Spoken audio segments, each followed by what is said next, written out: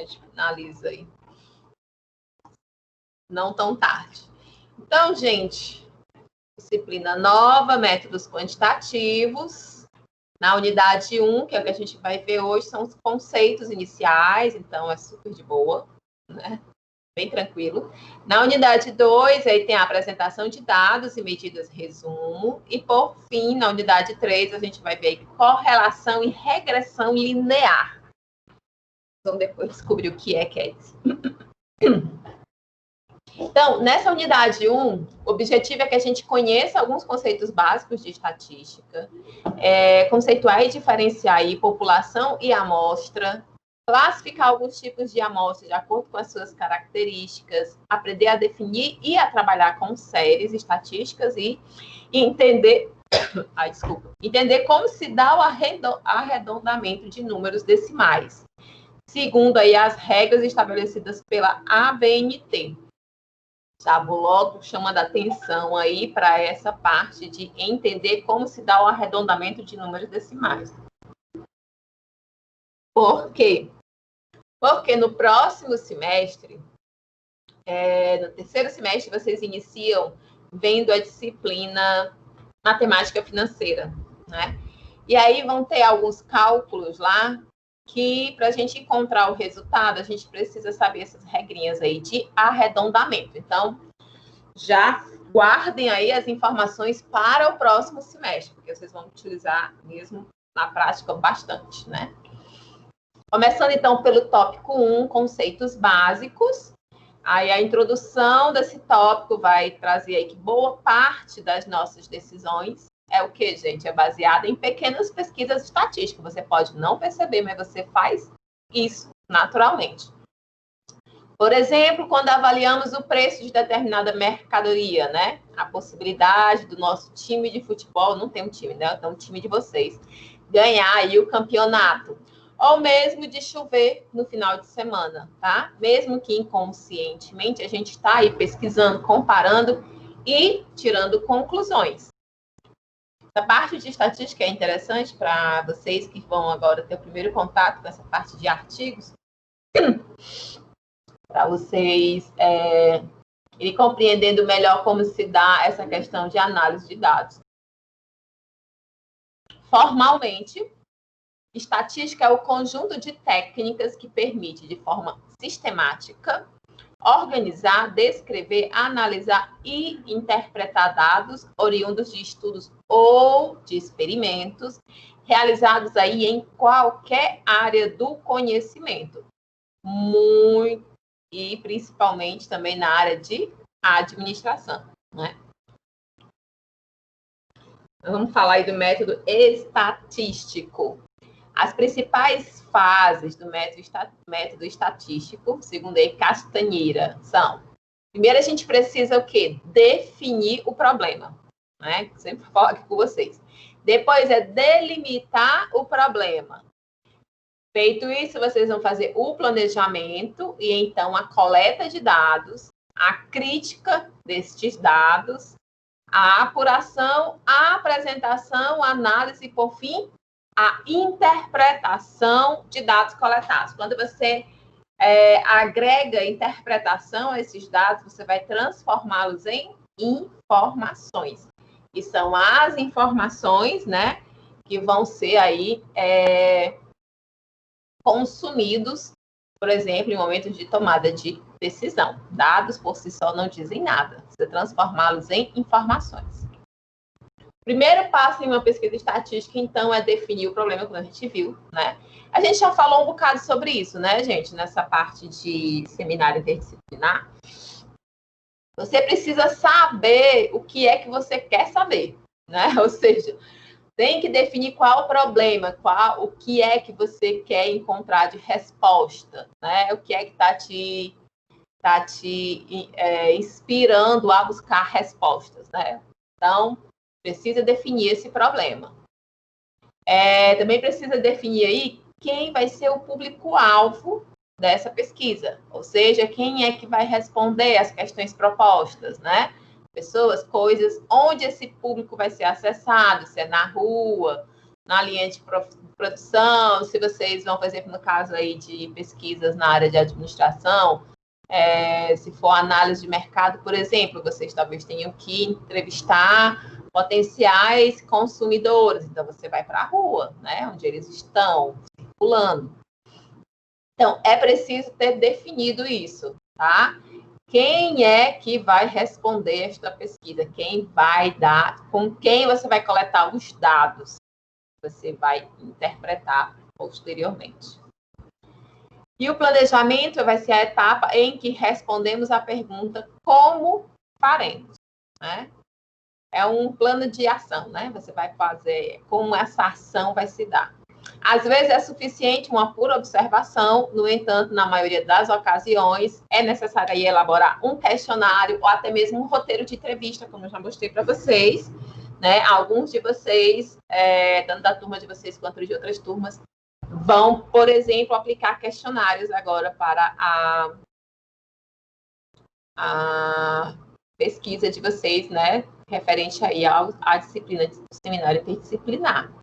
Quando for um questionário, você vai elaborar ali as perguntas. Quando é uma entrevista, você vai trazer um roteiro para que você não esqueça de fazer ali nenhuma pergunta que é necessário as respostas para que você consiga responder ao seu problema.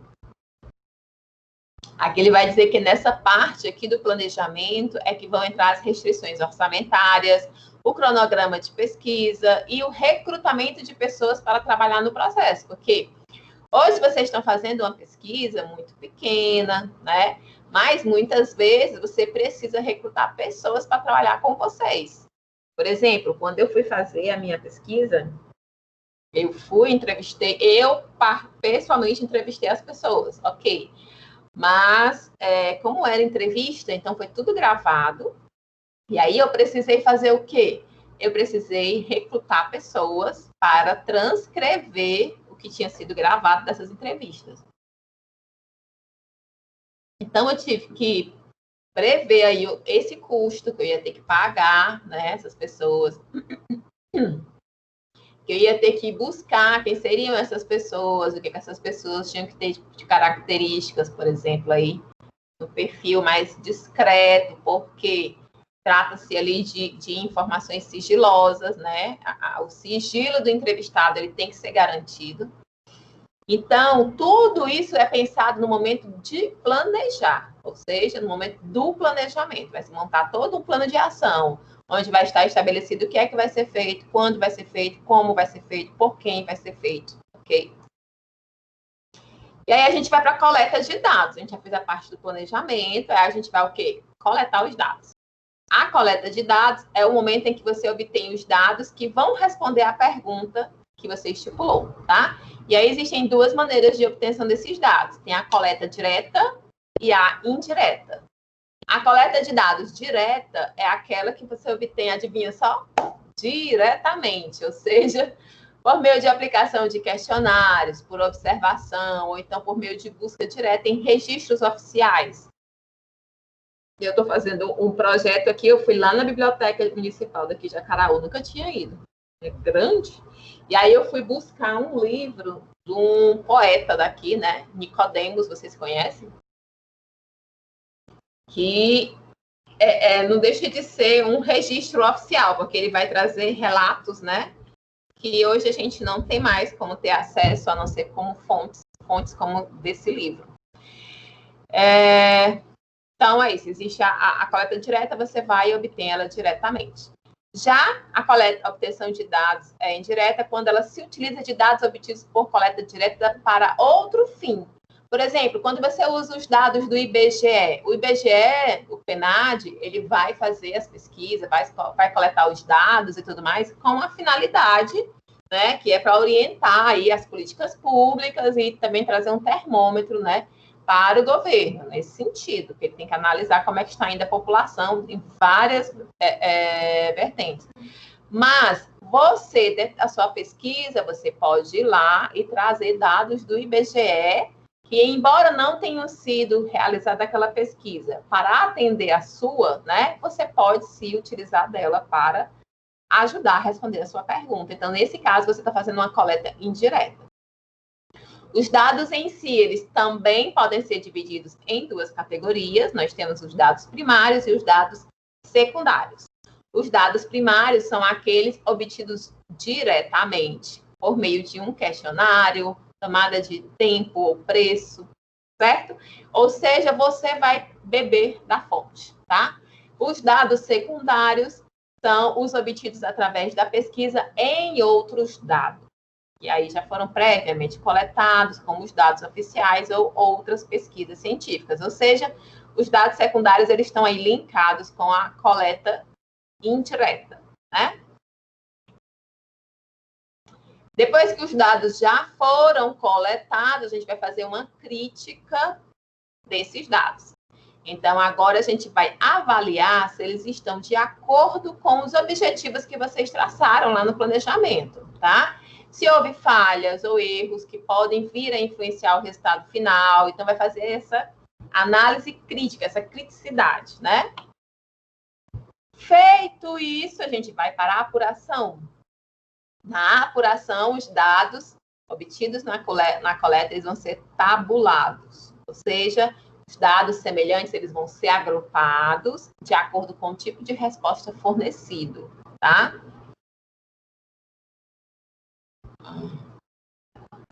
Deixa eu trazer aqui um exemplo. Gente, vocês acreditam que eu tô com afta de novo na boca? E dessa vez são 3. Aí meu marido disse, pelo amor de Deus, tu deve estar muito doente. Aí eu fui pesquisar. Você sabe o que foi uma grande causadora de aftas recorrentes nas pessoas? Dou um chocolate para quem souber. Oi, Gessileudo, Luciana. Boa noite, Francisco Ferreira. Não sei qual é o nome do meio aí. Gente, é estresse. Ô, meu povo, queria parar de ser estressada. Mas vamos lá. Então, deixa eu te dar um exemplo, deixa eu dar para vocês um exemplo aí de dados tabulados. Você foi lá, aplicou os seus questionários, ok? Chegou em casa, você foi na rua, ou então você foi numa empresa, o papelzinho, foi lá, preencheu, tudo mais, chegou em casa com um monte de questionários, aí você olhou se estava tudo ok, estava tudo respondido direitinho, pronto, agora vamos tabular. Lá na pergunta 1, né? Aí você vai colocar todas as respostas referente à pergunta 1. E aí você vai colocando os dados lá. Então, você está tabulando, você está agrupando. Quando é uma entrevista, depois que você faz essa parte de transcrever os textos, porque entrevista geralmente ela é gravada, né? Depois que faz essa transcrição, aí você vai começar a buscar aí as respostas mais semelhantes, né? Mais próximas umas das outras, para você ir agrupando. Certo? Então, essa apuração dos dados, essa tabulação é nesse sentido. Você vai começar a agrupar, mas você ainda não fez uma análise do que significam aqueles dados para a gente. Na análise de dados, né, com base aí na apresentação dos dados, é nessa fase de análise que a gente pode tirar conclusões a respeito do objetivo da pesquisa. Então, é muito importante que um questionário ou uma entrevista, né, até os meninos hoje mandaram um questionário, eu digo, eu não vou nem abrir, porque se eu não ler antes o que é que tem de base teórica, eu não tenho como saber se o questionário está bem montado. Por quê? A gente precisa saber quais são os objetivos da pesquisa, o que é que ela quer responder, o que foi que já trouxe de argumentação. Essa argumentação fez surgir uma outra necessidade, uma outra pergunta que às vezes não tinha surgido antes. Então, o questionário a gente só faz depois dessa base teórica, né, bem delimitada, bem analisada.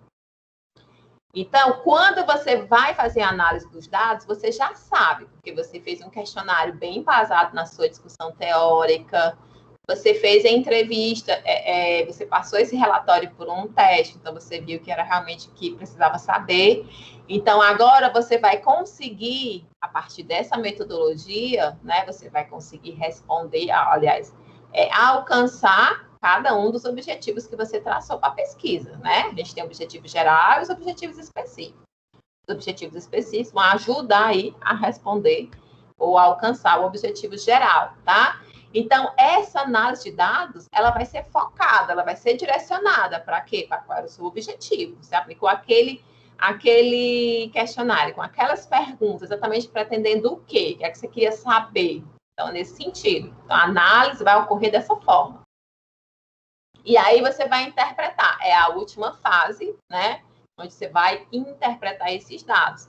Aí, nessa etapa, podem ser feitas previsões a respeito do comportamento futuro dos dados, né? Dependendo do que é que você está pesquisando.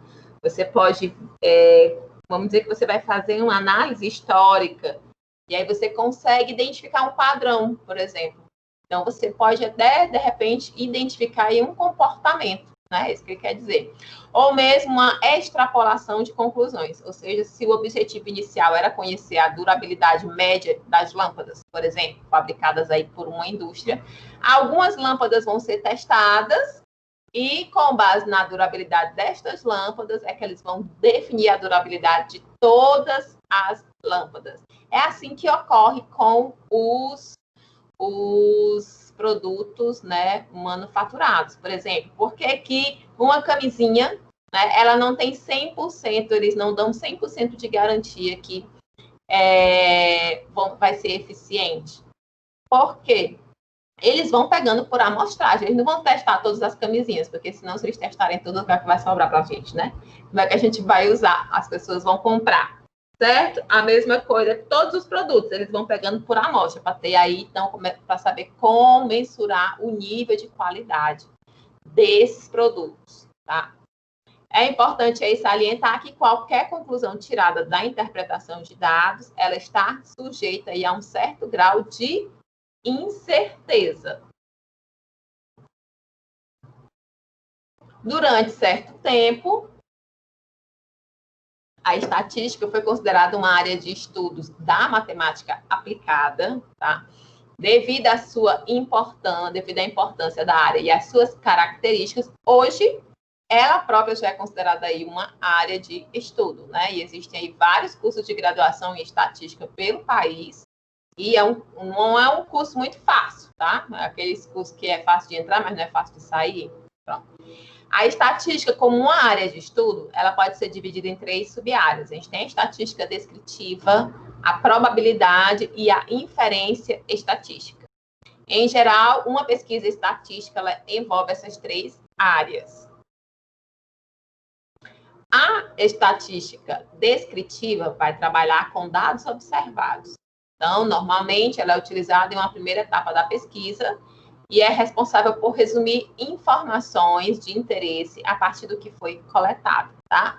Então, não há espaço para dúvidas na estatística descritiva. Ela simplesmente apresenta o que está ali, a amostra, o que está sendo analisado, vai ser descrito.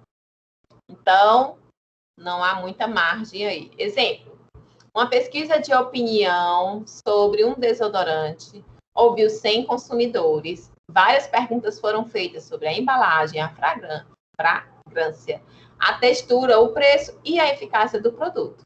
Com base nestes dados, chegou-se aí à conclusão que 30% dos entrevistados estava aí satisfeita com o produto. 10% muito satisfeita, 40% estavam indiferentes e 20% estavam insatisfeitos. Então, essas informações foram obtidas aí pela estatística descritiva e elas só dizem respeito aos 100 consultados.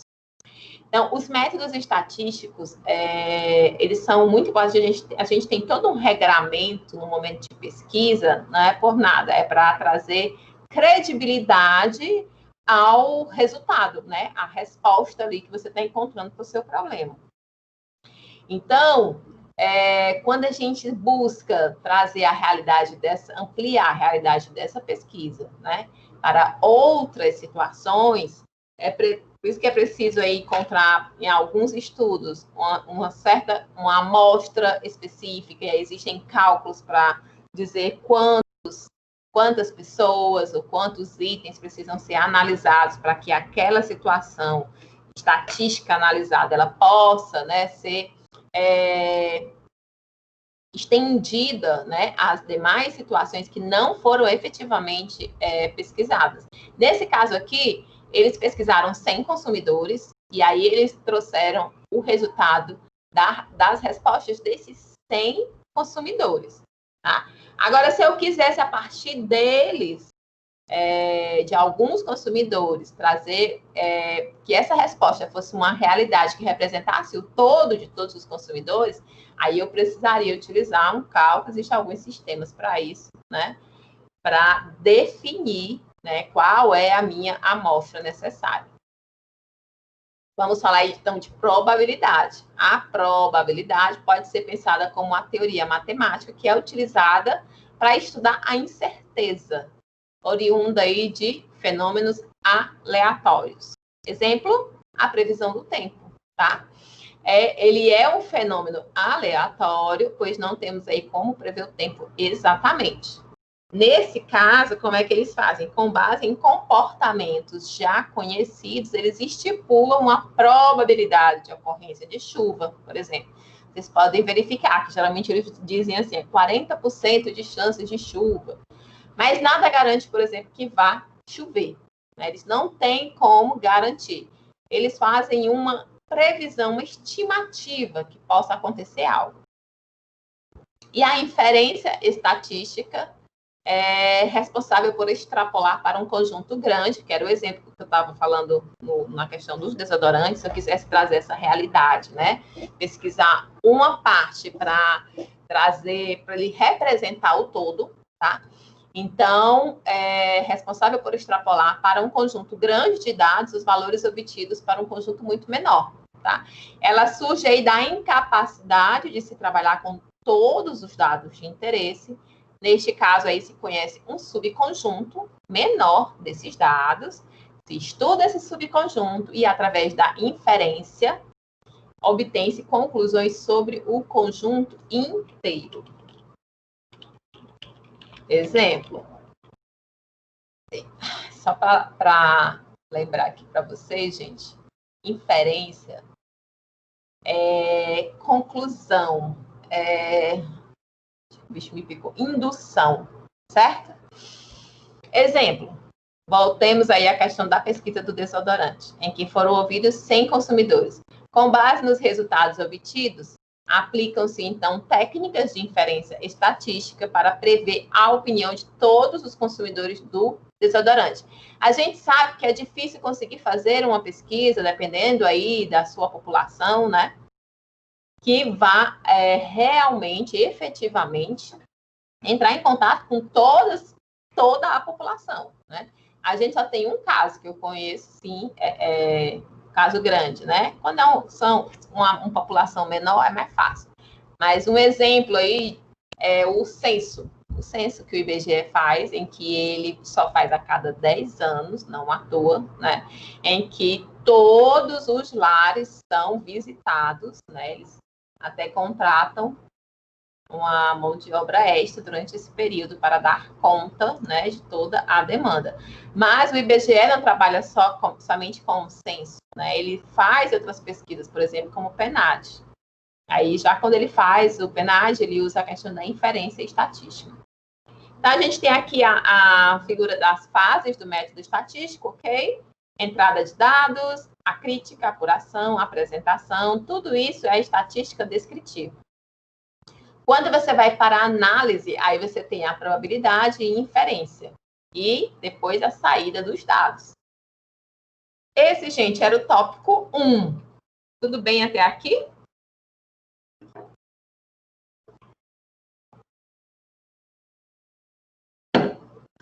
Rapaz, vocês estão calados. Vocês não estão fazendo que nem o vídeo que eu mandei lá hoje, não, né? Dormindo aí encostado na cama, na parede, assistindo novela. Vamos lá.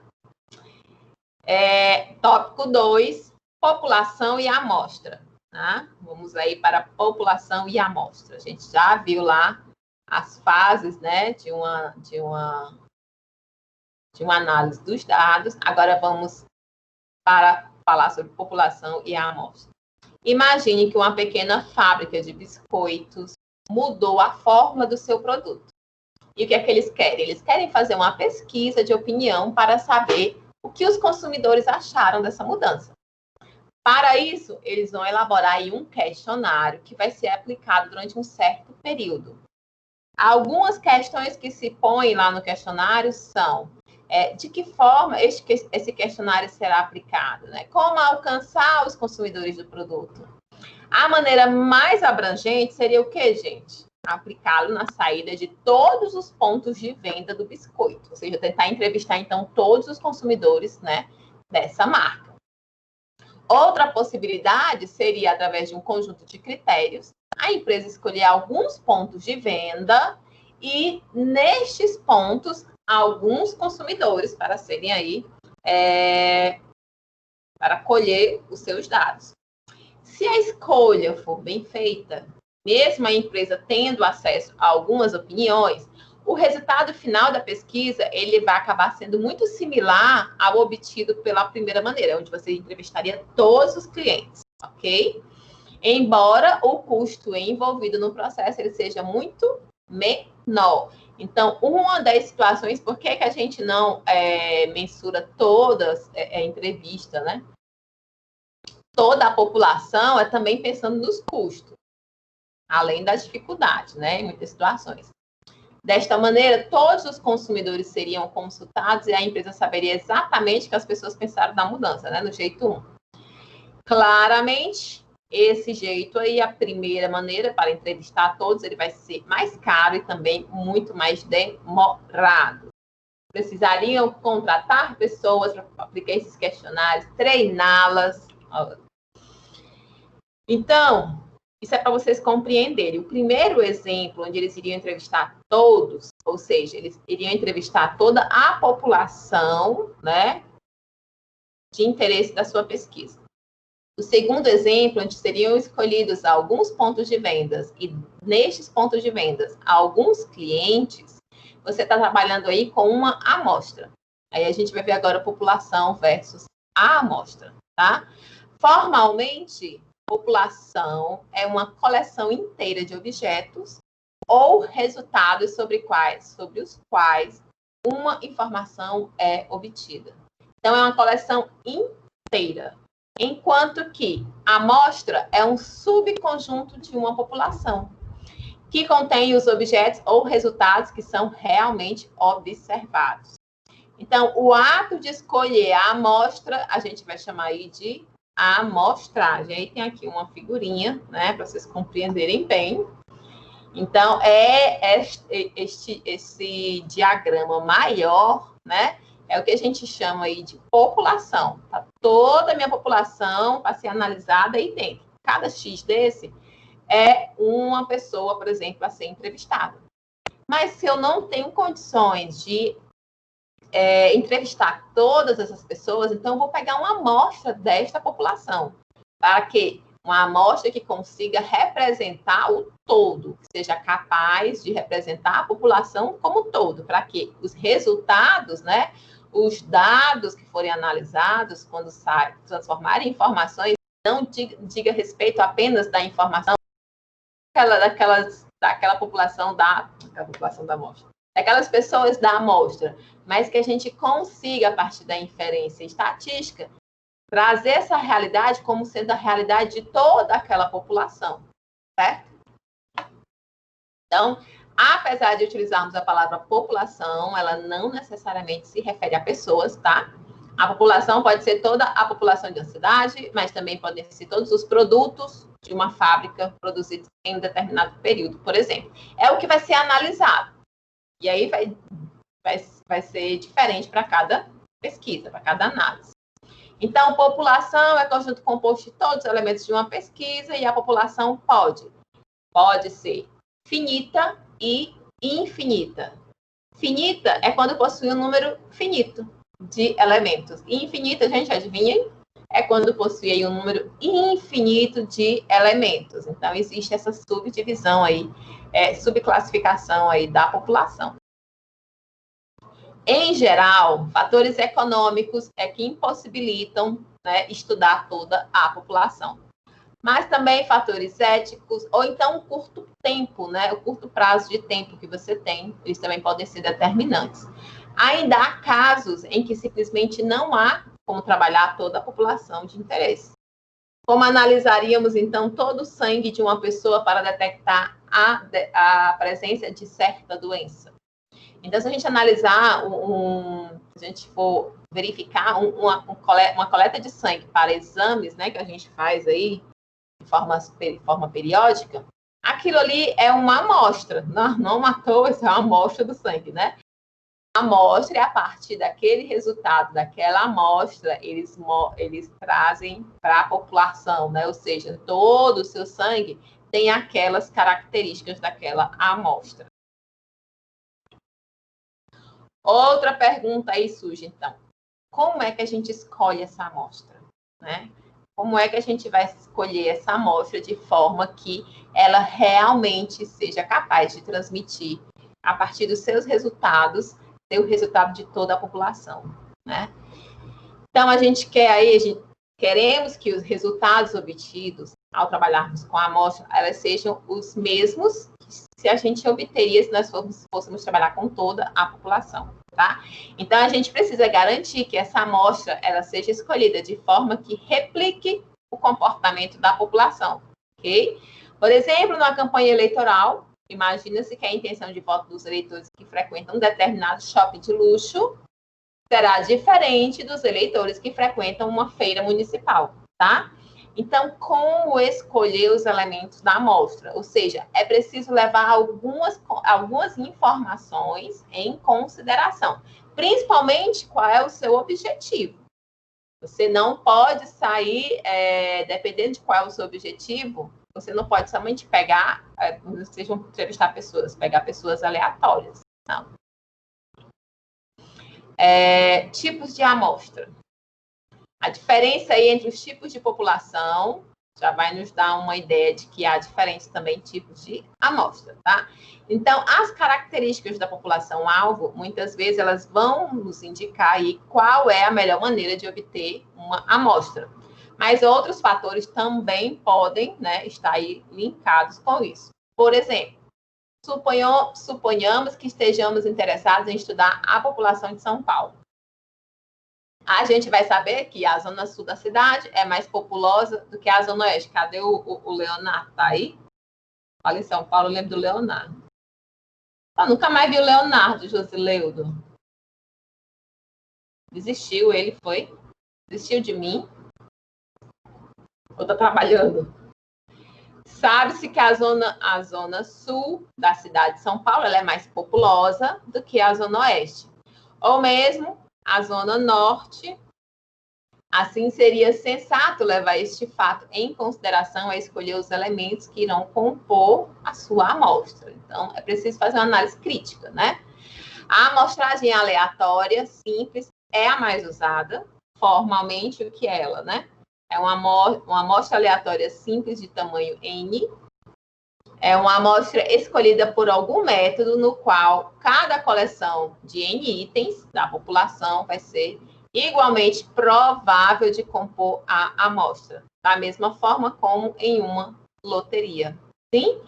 Assim, cada elemento da população vai ter a mesma probabilidade de estar dentro dessa amostra. E há várias maneiras de obter uma amostra aleatória simples. Lembrando que N, gente, eles colocam aí N maiúsculo, representando o tamanho da população. E o N minúsculo que vocês viram agora, representando o tamanho da amostra. Exemplos. Exemplo.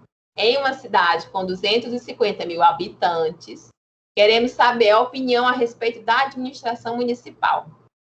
Para montar uma amostra aleatória simples de tamanho aí 200 pessoas, né? Vamos considerar aí, então, a lista telefônica. Eita, esse exemplo é antigo, viu, meu povo? Nem tem mais lista telefônica. A lista telefônica e escolher aleatoriamente 200 nomes. Vocês conheceram a lista telefônica? Vocês ainda viram? Alguém recebeu em casa? Ou já viu na casa de alguém uma lista telefônica? Porque essa é antiga. Eu não cheguei a ver nem na casa dos meus avós. Vixe Maria, que humilhou agora. Ai, Jesus, na casa dos meus avós tinha. Pô, não foi intencional, não, Marcela. Ó, então, ele dá o exemplo. Pode pegar aleatoriamente. Vou escolher aqui na lista telefônica. Na lista telefônica, para quem não sabe, era o seguinte, antigamente, né, eram poucas as pessoas, aliás, hoje também, né, que tinham telefones fixos. Aí, por exemplo, você ter um telefone fixo antes, você tinha que ser sócio da Telebrás, vocês sabiam? Antes, bem anteriormente aí à privatização. E aí, o que acontece? A gente não tinha internet. Como é que vocês acham que a gente ia saber o número de telefone de tal loja, da fulana, do fulano, quando a gente precisasse entrar em contato? Pela lista telefônica. Então, era um livro, um catálogo, que chegava na casa das pessoas, uma por ano, né? Era atualizada anualmente, em que constavam lá todos os telefones registrados. E aí, claro, vinha em ordem alfabética e você ia buscar, se você precisasse saber o telefone, sei lá, da farmácia Pague Menos, você ia lá naquela lista buscar quais eram os telefones disponíveis para Pague Menos. Se vocês quisessem saber o meu telefone, vocês iam buscar pelo meu nome, Marcela da Silva Mello. Então, lá naquela cidade, tinha ali os dados, eu não lembro se era por cidade ou era por estado, eu acho que é por cidade. Tinham lá os nomes de todas as pessoas que tinham um telefone. Então, ele está dizendo isso. Imagine aí que essa cidade tem 250 mil habitantes e dentre esses 250 mil, eles vão pegar 200 de uma forma bem aleatória. Vão pegar lá na lista telefônica e vão sair escolhendo, né, os nomes que forem aparecendo aí, sem ter nenhum critério. Algumas vezes não é possível obter aí uma amostra por um método aleatório, que não vai trazer a realidade dos fatos. E é preciso, então, utilizar uma amostra conveniente, né? Vamos ver o exemplo. Exemplo 1. Ao se retirar sangue de uma pessoa para detectar a presença de um eventual vírus, normalmente coleta-se uma amostra de sangue do braço do paciente. Quando não é possível, aí eles tentam coletar de onde? Da mão, né? O pessoal às vezes é ruim de ver, né? A veia aqui no braço não tá boa, então eles tiram, né, da mão. Então, isso é uma amostra por conveniência. Outro exemplo, acaba de chegar um carregamento de tijolos em uma construção e o engenheiro ele quer saber se toda a carga de tijolos está de acordo com a especificação. Ele terá bastante dificuldade para acessar os tijolos que estão por baixo das pilhas, vocês concordam? Imagina aí, ninguém compra, você não vai comprar 10 tijolos, você compra 2, 3, 5, 6 milheiros de tijolos, ou seja, chega de uma vez 6 mil tijolos, chegam, né? E aí você vai ter que olhar um por um? Não, né, gente? Mesmo porque vai ser humanamente impossível, né? Segundo que não dá para ficar pegando um por um para ficar analisando. Então, você escolherá alguns, provavelmente aí do topo das pilhas, né? Mais à frente para compor a sua amostra. Então, é porque é mais conveniente. Não é uma amostra por conveniência. Existem também as amostras ponderadas, né? Elas levam em conta que certos indivíduos eles têm maior chance de fazerem parte de uma amostra do que outros. Exemplo, uma revista sobre carros quer saber o que as pessoas levam em conta na hora de escolher o carro que irão comprar. Ele vai dizer, sabe-se que os homens e as mulheres, eles têm opiniões distintas, né, a respeito aí de carros. Logo, a pesquisa deve levar isto em conta na hora do levantamento de dados, ou seja, vai ser ponderado isso daí, inclusive, talvez tenha um peso maior ou menor, dependendo aí do público, né? Um outro exemplo é uma pesquisa realizada em um parque municipal durante uma semana, né? Deve levar em conta que alguns indivíduos frequentam o parque diariamente, enquanto outros apenas nos finais de semana. Assim, os frequentadores assíduos, eles vão ter maiores chances de serem escolhidos para compor essa amostra, concordam? Você quer ter uma resposta mais fidedigna, né? Você não vai pegar aqueles que vão apenas no final de semana. Temos também a amostragem estratificada, né? A amostra estratificada, ela implica em dividir a população em estratos, camadas, conjuntos menores, tá? Se escolhermos um representante da população, ele está em um conjunto e apenas neste conjunto, no subconjunto aí que você dividiu. Assim, ao invés de trabalhar com a população, a gente vai trabalhar com estes conjuntos, tomando uma amostra aleatória simples em cada um deles. Então, você vai subdividindo, e aí depois você pega aleatoriamente de cada um deles. Aí você já... Exemplo, suponha que o Instituto de Pesquisa esteja interessado na intenção de voto para presidente da República no Brasil.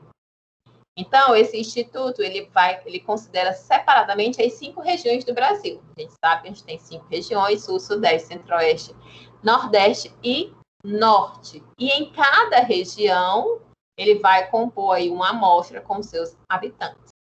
Assim, além de obter um resultado global, ele também pode comparar o comportamento dos votos nas diferentes regiões. Vocês devem ter acompanhado isso nas últimas eleições, por exemplo, para presidente, governador, não, presidente, né, que pega realmente todo o país. E aí eles apresentam os dados de acordo com cada região, de acordo com as maiores cidades, né? Então, há como você ir desmembrando essas informações. Note que, para que seja composta uma amostra estratificada, é preciso ter um conhecimento prévio da população, né? Por exemplo, sabe-se de antemão que o país é dividido em 5 regiões diferentes. Então... desculpa. E a amostragem por grupos? Agora é só conceito, tá, gente? Aproveitem, porque depois, a partir da próxima aula, é só fórmula, fórmula, fórmula e fórmula. A amostragem por grupos, ela ocorre quando a população a ser estudada ela é muito grande. Neste caso, classifica-se aí a amostra em grupos escolhidos aleatoriamente e se escolhe alguns deles para trabalhar. Então, estes grupos eles serão estudados, cada um como se fosse a própria população.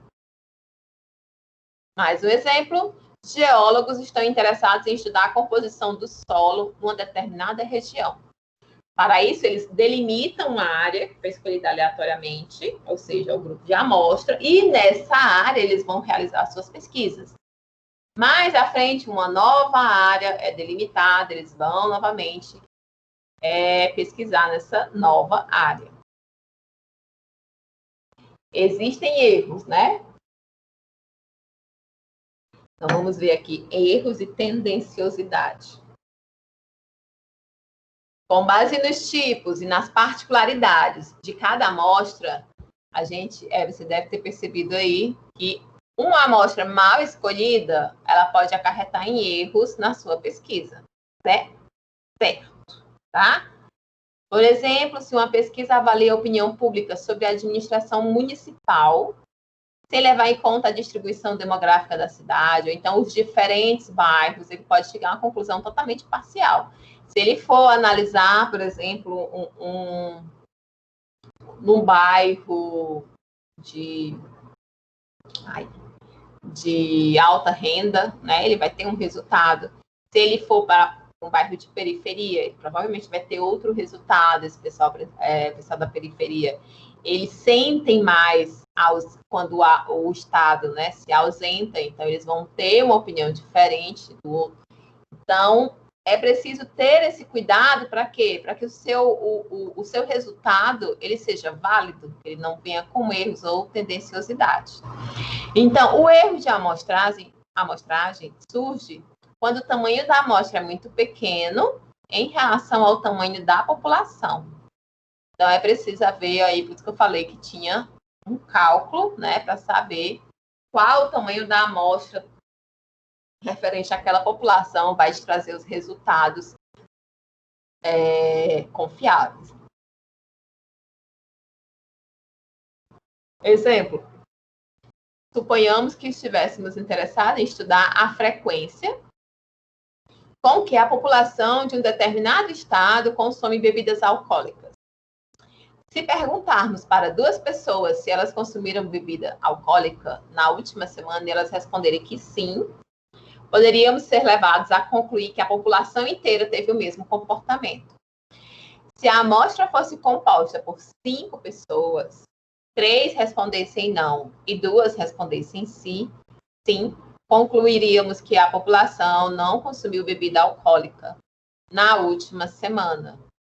Ou, entretanto, essa conclusão ela seria correta? Uma amostra de 5 pessoas, gente, ela teria como representar a população de um estado inteiro? Não, né? Normalmente, quanto maior for a amostra, mais representativa ela será, certo? Ou seja, o comportamento da amostra vai ficar cada vez mais próximo do comportamento da população, quanto maior ela for.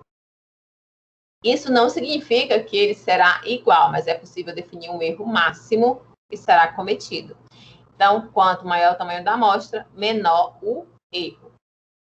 Assim, uma tarefa importante aí é definir, então, esse tamanho mínimo da amostra, pensando em quê? Pensando em reduzir a possibilidade de cometer erros de amostragem.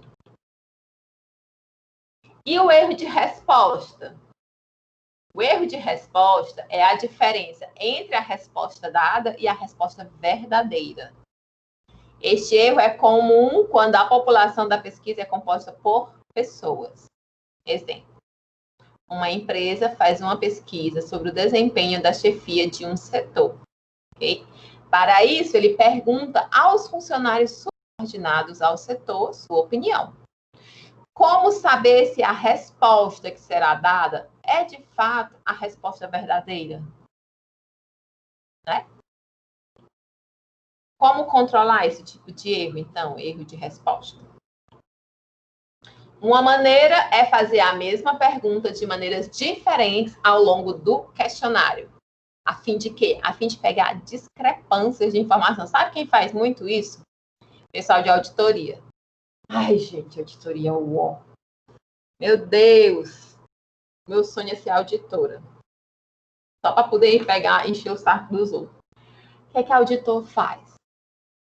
E aí, da minha experiência, né? Passei por algumas. É assim. Teve uma vez que uma auditora chegou lá no campus e uma servidora não estava. Aí ela perguntou: cadê fulana? Era da mesma sala.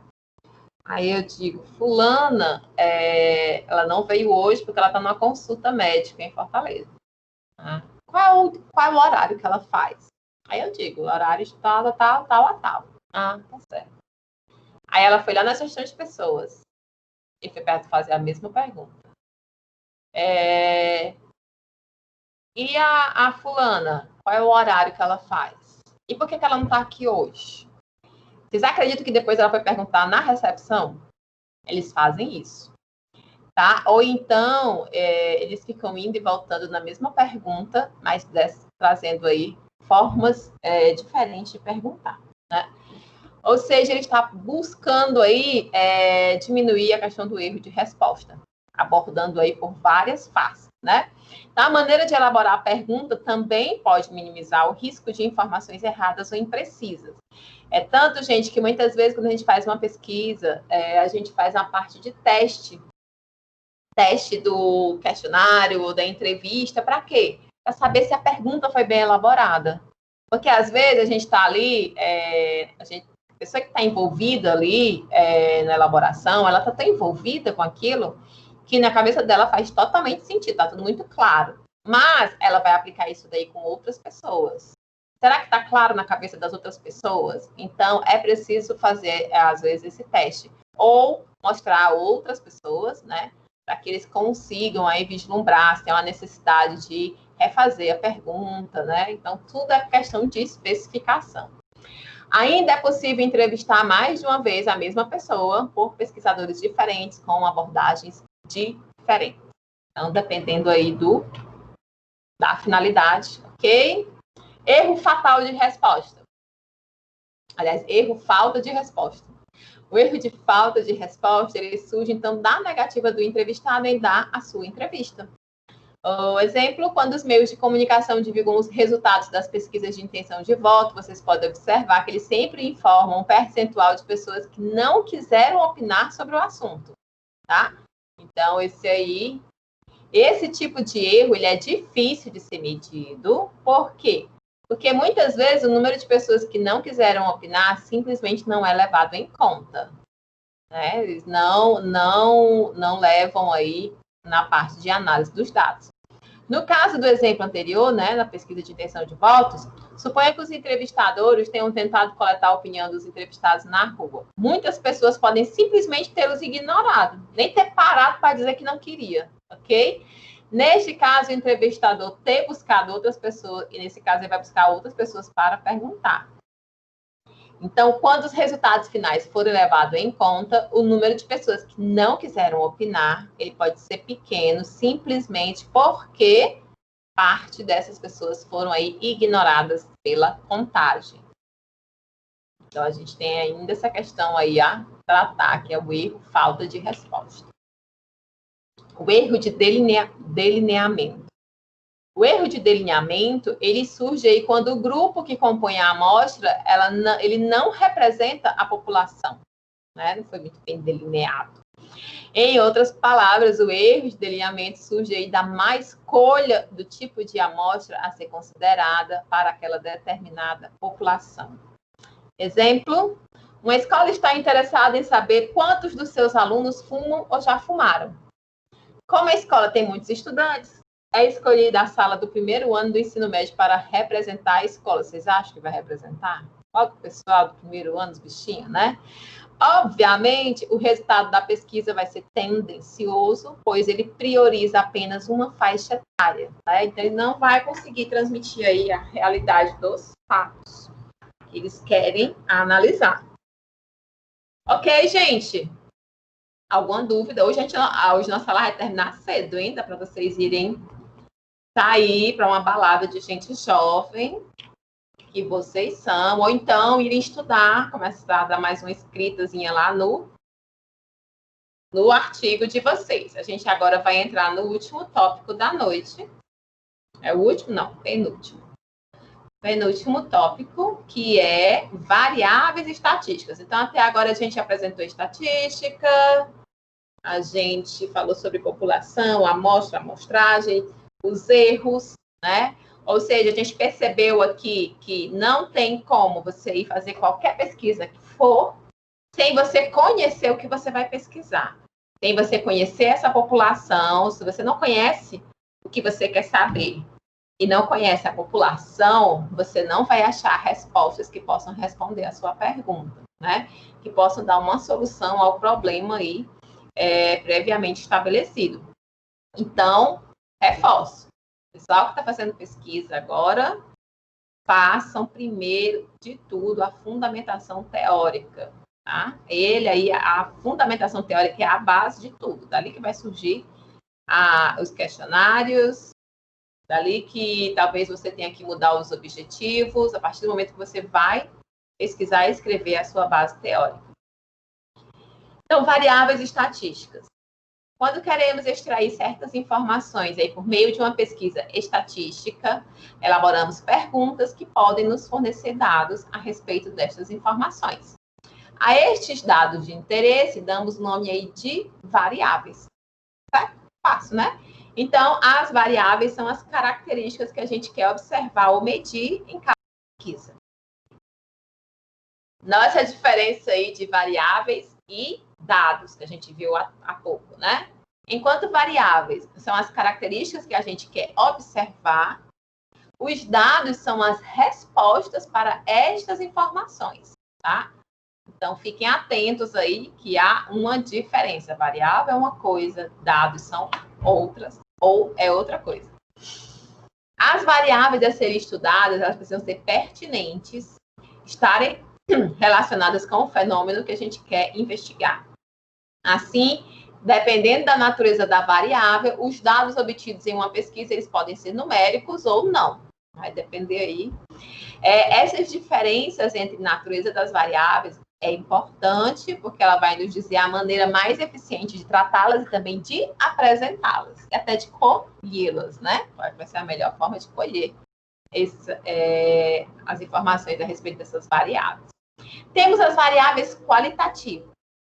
Dizemos que uma variável é qualitativa quando ela diz respeito a uma qualidade e geralmente resultam de uma classificação. Por exemplo, o gênero informado na pesquisa sobre os frequentadores do parque é uma variável qualitativa pois cada entrevistado será classificado como masculino, feminino e por aí vai. Ainda sobre variáveis qualitativas, existem dois tipos. Nós temos a variável qualitativa nominal, né, quando não há uma ordem na classificação, e uma variável qualitativa ordinal, quando a ordem envolvida há, então, uma classificação. Por exemplo, cor dos olhos, raça, gênero, preferência entre gêneros de filmes, são exemplos de variáveis qualitativas nominais. Tem aí uma classificação, né?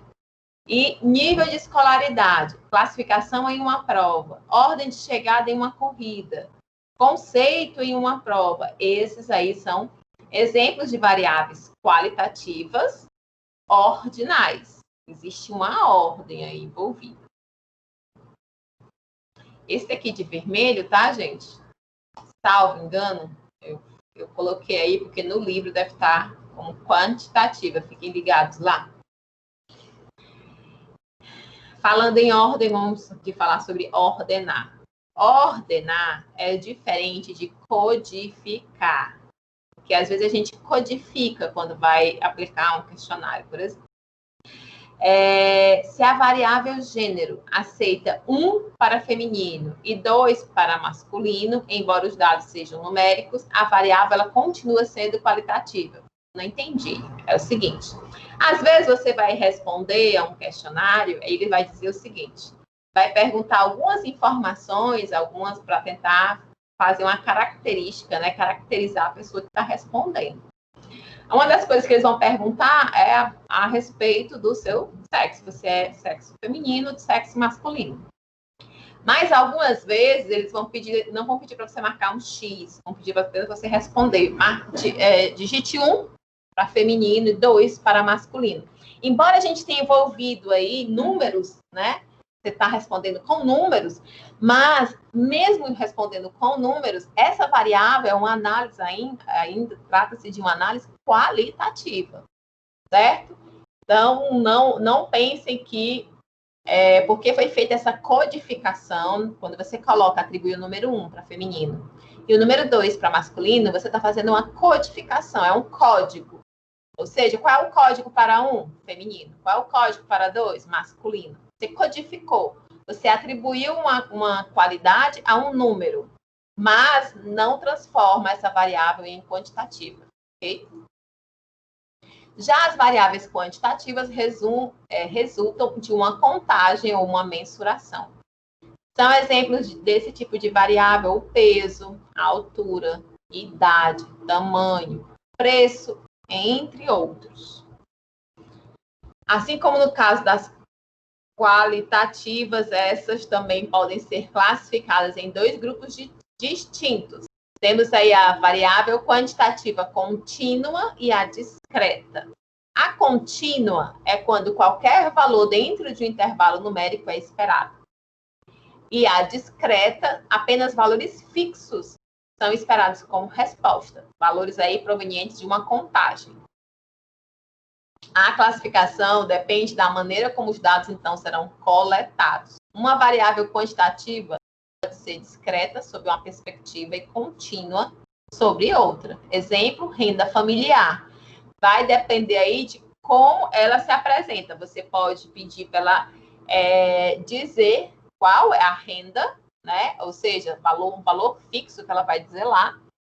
R$1.000, pronto. Ou então você pode dar como opção de resposta entre 1 e 2, entre meio e 1 salário mínimo, entre 1 e 2 salários mínimos. Tem as opções para você responder não são dessa forma.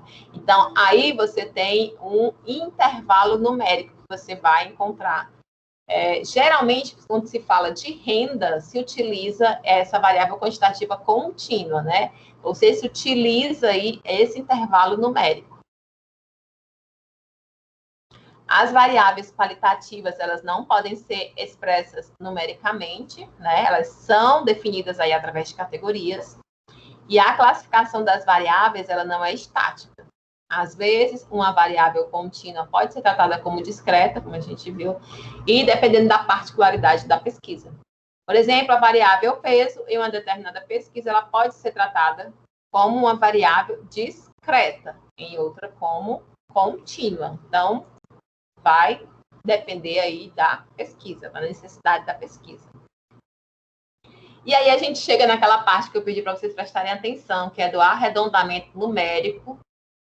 Guardem esse slide quando eu enviar lá para vocês, ou anotações para o próximo semestre, tá?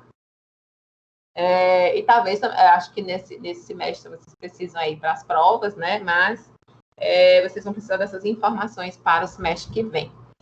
Então, é preciso tomar alguns cuidados ao se trabalhar com variáveis quantitativas, contínuas, pois frequentemente precisamos aí definir com quantas casas decimais a gente vai trabalhar, certo? A primeira coisa que tem que definir. Uma vez que esse tipo de variável ele pode assumir qualquer valor numérico. Essa decisão, ela precisa ser tomada para que os dados fiquem organizados e padronizados, garantindo uma melhor apresentação. Nas regras de arredondamento utilizadas em estatística, matemática financeira, entre outras situações ligadas a números, são utilizadas algumas regras. Vamos ver. Se o algarismo a ser eliminado for maior ou igual a 5, acrescentamos uma unidade ao primeiro algarismo que está situado à sua esquerda. Se o algarismo a ser eliminado, você escolheu trabalhar com 2 casas decimais, mas o seu resultado no primeiro momento se apresenta com 3 casas decimais. Você tem que reduzir para 2 casas. Como é que você vai fazer? Você vai ter que eliminar algum.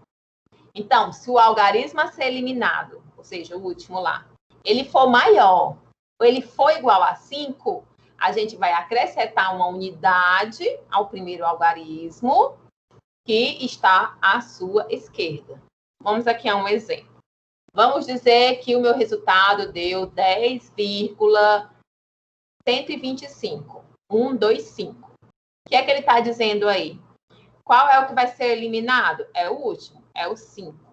Ele está dizendo que esse que vai ser eliminado, se ele for maior ou igual a 5, a gente já viu que ele é igual a 5, acrescentamos uma unidade ao primeiro algarismo, que está situado à sua esquerda. Qual é o algarismo que está logo à esquerda do 5, nesse exemplo que eu dei? É o algarismo 2. Eu vou até digitar aqui, ó. É 10,125.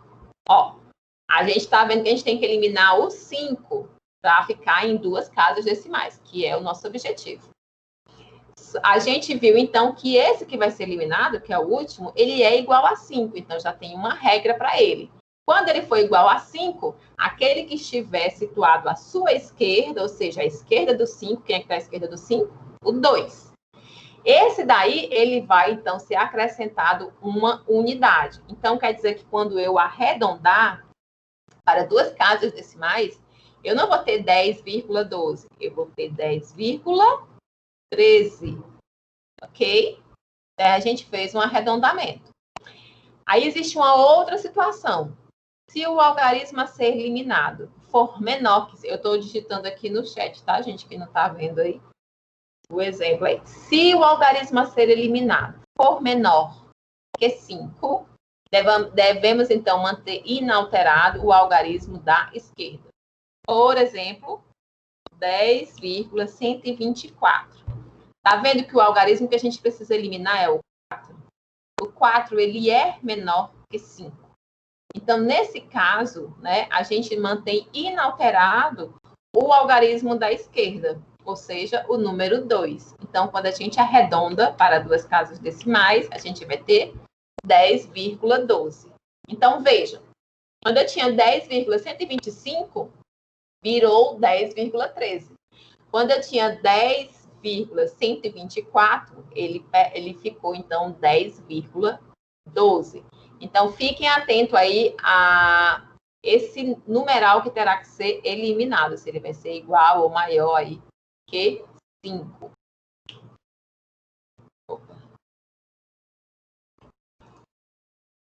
Tem até os exemplos aqui. O número a ser aqui no 7,347. O número a ser eliminado vai ser o 7, desse exemplo aí, o último 7, tá, gente? O 7 aqui à direita. Ele é maior que 5, logo a gente vai adicionar à casa da esquerda uma unidade. Assim, esse número 7,347, arredondado para duas casas, vai ficar 7,35. No caso do número 8,272, o número a ser eliminado é o 2, que é um número menor que 5. E aí, como é que vai ficar? A gente apenas elimina esse 2, né? E fica 8,27. Mas existe algo mais. Nos casos em que o algarismo a ser descartado for 5, aí que foi exatamente o que eu disse, temos algumas peculiaridades, conforme segue. Se o algarismo a ser eliminado for 5 e houver algarismos após dele, depois dele, né, acrescenta-se uma unidade à casa da esquerda. Vamos a um exemplo. Agora a gente tem um número maior, né, gente? A gente tem um número 3,2356842, tá? E aí, eles vão eliminar, ele vai transformar em duas casas. Se vai transformar em duas casas, a partir da terceira vai ter que ser eliminada. Então, você vai contabilizar essa terceira casa. Foca na terceira casa. Essa casa aí, ela é igual a 5, mas após ele existem aí outros números. Nesse caso, você vai acrescentar uma unidade à casa da esquerda. Casa da esquerda do número 5. Quem está à esquerda do número 5 é o número 3. Então, você acrescenta uma unidade. E aí, ele se transforma em 3,24. Um outro exemplo aqui embaixo, 0,2750123. Novamente, para transformar em duas casas decimais. Então, a gente tem 0,27 e a partir do 5 vai ser eliminado. Como o número que vai ser eliminado vai ser o 5, nós vamos então aí acrescentar uma unidade à casa da esquerda. Ou seja, esse 27 vai se transformar em 28, 0,28. Existe ainda uma outra situação. Nos casos em que o algarismo a ser descartado for 5, a gente ainda tem outras particularidades. Por exemplo, se o algarismo a ser eliminado for 5 e não houver algarismos após, é necessário verificar o algarismo anterior. Vamos lá. Se o algarismo anterior for par, não devemos modificar o numeral da esquerda. Exemplo, 0,265. 0,265, a gente tira arredondando para duas casas decimais, a gente tem que o último algarismo é 5 e o anterior dele é um número par, então não há modificação no algarismo à esquerda. Então, fica 0,26. Mesma coisa, por exemplo, 1,745. A gente tem aí o número a ser eliminado é um 5 e anteriormente a ele a gente tem um número par, então se mantém como está. Apenas se elimina o 5. Se for um número ímpar, a gente acrescenta aí uma unidade à casa da esquerda, né? Então, 1,215, do lado do 5, a gente vai ter o número 1, que é o número ímpar, então você acrescenta uma unidade a ele e ele vira 1,22. Ok? Passando, último tópico da noite, tópico 4. Essa parte do arredondamento são só 5 slides, gente. É facinho. Séries estatísticas. Nesse tópico, a gente vai começar a discutir as formas de apresentação dos dados, mais precisamente a apresentação de dados por meio de tabelas estatísticas. Aí ele vai. Mas o que vem a ser uma tabela estatística? De acordo com Oliveira, em 2010, ele vai dizer que as tabelas estatísticas ou séries estatísticas podem ser definidas como conjuntos de dados estatísticos associados a um fenômeno dispostos aí numa ordem de classificação. Essa classificação, ela deve levar em conta o fenômeno descrito, ou seja, a variável, onde ele foi observado e a época a que ele se refere. são as possíveis combinações aí entre essas classificações que vão possibilitar dividir as tabelas estatísticas em 3 tipos. Temos a tabela estatística simples, de dupla entrada, ou então tabelas de frequência. As séries estatísticas simples são aquelas que são compostas por apenas 2 colunas. Estamos falando de tabela, tá, gente? Uma destinada às categorias possíveis da variável e a outra aos dados propriamente ditos, né, os resultados. De acordo com a variável abordada, podem ser classificadas, então, como séries históricas, geográficas ou específicas. Vamos ver aqui, ó, um exemplo. Série estatística simples, série histórica ou temporais. Como o próprio nome sugere, são aquelas onde a variável apresentada é o tempo. Enquanto o local e o fato observado, eles permanecem fixos. Então, vocês vejam aqui, a gente tem essa tabela, ela é identificada como tabela 1, e ela também traz aí o seu nome, o que é que ela vai apresentar. Então, um exemplo de série histórica. Então, aí depois vem o título, matrículas no ensino fundamental na escola X entre 2010 e 2013. Então, ele vai ter os anos de 2010, 2011, 2012 e 2013, né? A faixa aí, né, entre 2010 e 2013. Então, ele vai olhar o número de matrículas que tinha em 2010, 654.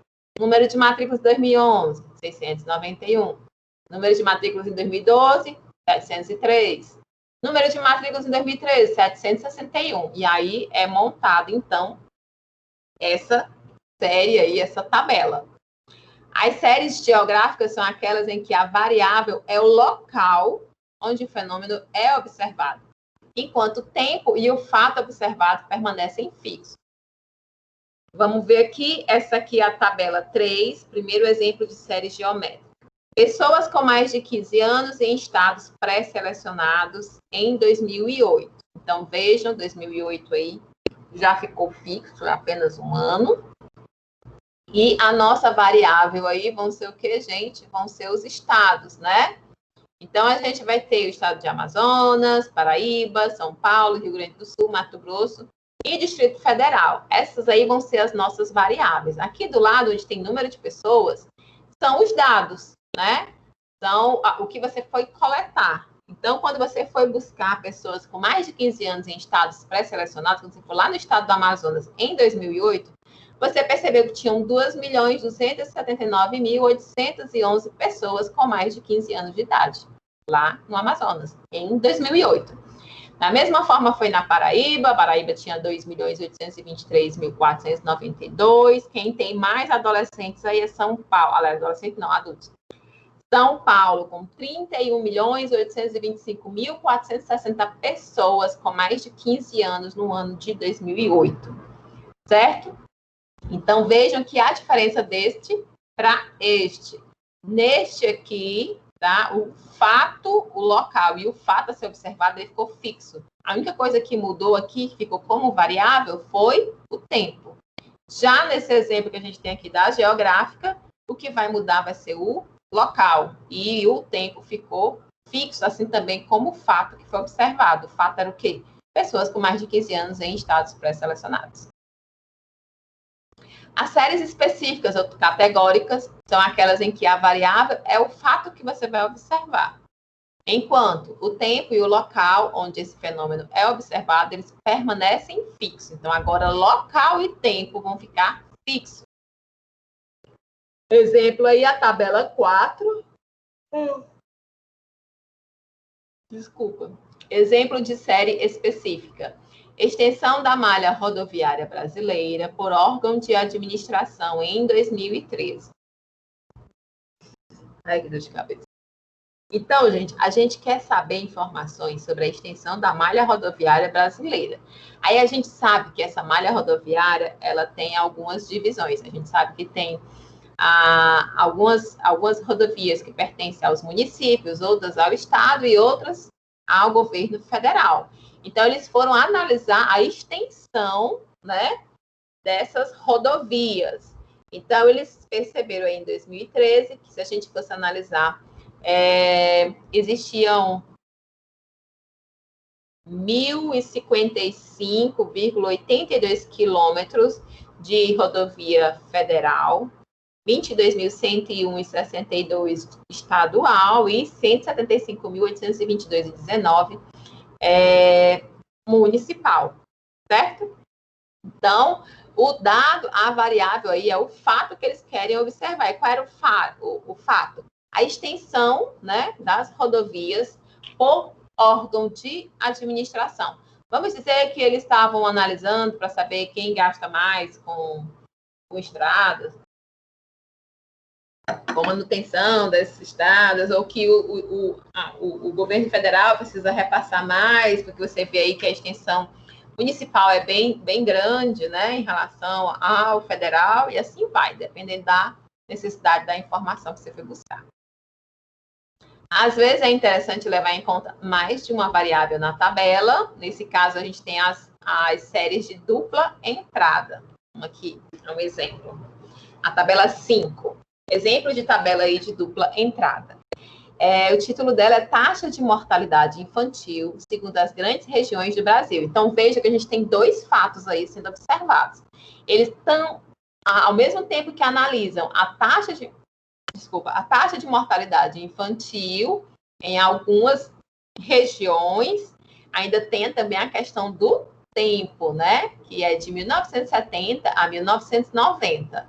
Então, por isso que a gente vai ter aqui os anos, né? Do lado esquerdo, essa primeira coluna. Depois a gente vai ter a taxa de mortalidade, só que essa taxa ela vai ser pesquisada aqui. Provavelmente eles foram primeiro por regiões, né? Lembra da questão da intenção de voto? É mais ou menos assim. Só que aqui no lugar de ano, a gente teria o quê? Os candidatos, né? E aqui as intenções aí de quem votaria em cada um dos candidatos. No caso aqui, a taxa de mortalidade infantil em percentual. Então, se a gente for analisar a nível de Brasil, em 1970, a gente tinha uma taxa de mortalidade infantil de 115%. Em 1990, essa taxa caiu para 48,3%. Se a gente analisar essa série histórica aí, a gente consegue, né, perceber, identificar que há um movimento de retração dessa taxa de mortalidade infantil que vem se mantendo aí nos últimos 50 anos, né, dessa análise. Se a gente for analisar aqui, eles têm dados aí da região Norte, Nordeste, Sudeste, Sul e Centro-Oeste. Em 1970, a maior taxa era no Nordeste, gente, 146,4%. Lá em 75, a maior taxa novamente, Nordeste, 128. Em 80, a gente continua liderando aí o Nordeste e a gente vai liderando até o fim, né? Seguimos aí a gente pode analisar, em 1990, embora a taxa de mortalidade infantil no Brasil era de 48,3%, no Nordeste ainda era de 74,3%, né? Era a maior taxa de mortalidade infantil entre todas as regiões do país. Então, essas tabelas, elas são feitas, né, para você aí compilar os dados que você conseguiu na sua pesquisa, para que daí você consiga obter informações. Isso que eu estou falando agora são as informações que esses números estão passando, certo? Então, isso só se transformou em informação porque a gente agrupou, a gente colocou aqui de uma forma que possa ser lida, né, dentro da padronização que é exigido. E aí a gente consegue ter o quê? Informações. Com essas informações, a gente começa, então, a tirar daí, por exemplo, tomada de decisão. Então, se eu estou aqui no governo federal e também em alguns governos estaduais do Nordeste, então eu já vou acender aqui uma luz vermelha. Olha, é preciso mais políticas públicas, né? Maior direcionamento de recursos e tudo mais, para quê? Para que essa taxa de mortalidade infantil do Nordeste baixe. Por que ainda está tão elevado se dos outros já baixou tanto, né? Então, se ela está aí, ó, se a gente analisar que vem depois, que é Norte, com 44,6%, o Nordeste ainda quase que é o dobro, né? Então, é algo a ser analisado. Então, é dessa forma que os dados, né, uma pesquisa, um problema, você foi lá, buscou as informações, aplicou, tabulou, agrupou, Fez a análise, elas vão se transformar em informações para você utilizar, para você tomar decisões, ou até para você conseguir responder a sua pergunta, né? Achar uma resposta aí para o seu problema. Construções de tabela, construção de tabelas, né? Você deve ter notado aí que as séries estatísticas, elas obedecem um padrão de construção. Vocês viram lá que sempre vem o nome, depois vem um título, o ano, tudo bonitinho, né? E toda a tabela estatística deve ser composta por alguns elementos, a gente vai ver agora há pouco, mas eu também deixo aqui para vocês um link, se vocês quiserem depois dar uma olhada e aprofundar mais conhecimentos a respeito dessa construção das tabelas, ok? Então, a gente tem um título, vocês viram lá? Aqui, ó, qual era o título? Nós temos o que mais? Toda tabela deve conter um título sucinto na primeira linha, explicando do que trata a variável, onde foi realizada e quando, né, ou seja, a data ou o ano foi realizada a pesquisa. Essa daqui, taxa de mortalidade infantil, segundo as grandes regiões do Brasil. Então, a variável é a taxa de mortalidade infantil, o local é nas grandes regiões do Brasil, e também temos aí o tempo. O cabeçalho, que é a parte superior da tabela, e nos diz o que a coluna indicadora e o corpo da tabela contém. Temos a coluna indicadora, que corresponde, então, à primeira coluna, onde é especificado o conteúdo das linhas da tabela, né? Opa!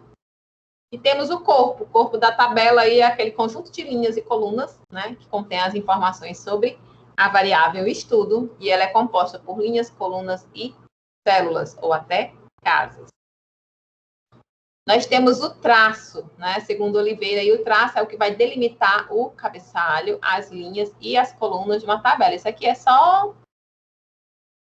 para constar, tá, gente? Essas informações aí. Temos também a fonte, notas e chamadas. Sempre importante. Essa é importante, não. É crucial, é imprescindível, é obrigatório que você indique qual é a fonte. Ah, mas fui eu que fiz. Então, coloque lá. Fonte, autora, fonte própria, sei lá. Mas tem que identificar. A fonte, as notas e as chamadas são informações que se localizam logo abaixo do corpo da tabela. A fonte é a indicação das entidades responsáveis pelo fornecimento ou pela elaboração das informações que estão nessa tabela. Deve estar imediatamente abaixo do corpo, né? E as notas são as informações adicionais gerais que foram julgadas importantes, né, estarem ali para esclarecer fatos ou então descrever a metodologia adotada, né? E por aí vai.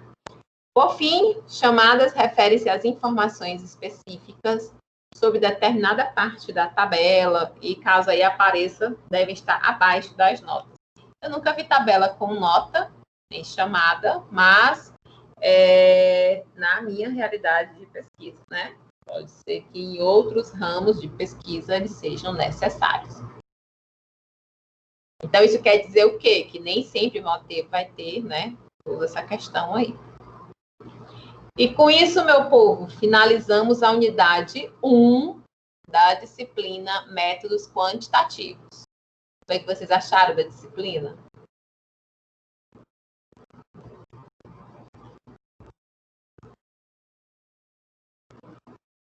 O que vocês acharam, meu povo? Estão vivos? Eu tô ainda. Eu gostei, Marcela, gostei bem mais do que ética. Achei mais prático. Sério? Nossa. Eu gosto mais de ética. E aí, gente, alguma dúvida, alguma